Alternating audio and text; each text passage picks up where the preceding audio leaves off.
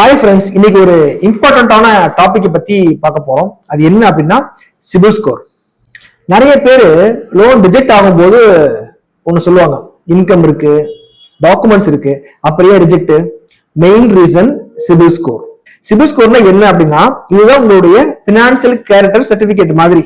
நீங்க loan, credit card, EMI இது எல்லாமே ஆன் டேட் பே பண்ணினா உங்க சிபில் ஸ்கோர் இப்படி இருக்கும்.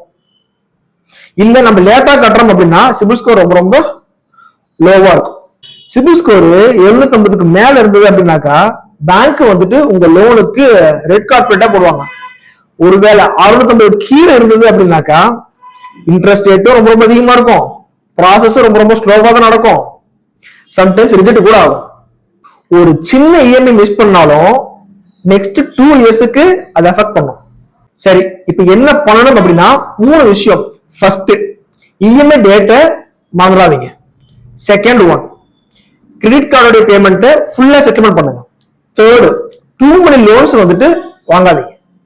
ஞாபகம் வச்சுக்கோங்க, இன்கம் இருந்தா மட்டும் லோன் கிடைச்சிடாது, சிபில் நல்லா இருந்தா மட்டும்தான் லோன் கிடைக்கும். இந்த வீடியோ உங்களுக்கு யூஸ்ஃபுல்லா இருந்தா லைக் பண்ணுங்க, உங்க ஃப்ரெண்ட்ஸுக்கு ஷேர் பண்ணுங்க. ஃப்ரீ லோன் கைட்லைன்ஸுக்கு என்ன ஃபாலோ பண்ணிக்கோங்க. தேங்க்யூ.